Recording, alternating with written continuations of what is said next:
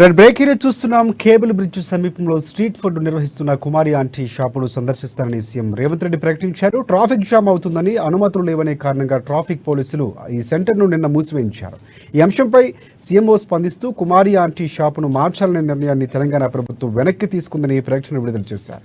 యథావిధిగా కుమారి aunty street food సెంటర్ను కొనసాగించాలని డీజీపీ ఎంఏయుడి అధికారులకు సీఎం రేవంత్ రెడ్డి ఆదేశాలు జారీ చేశారు.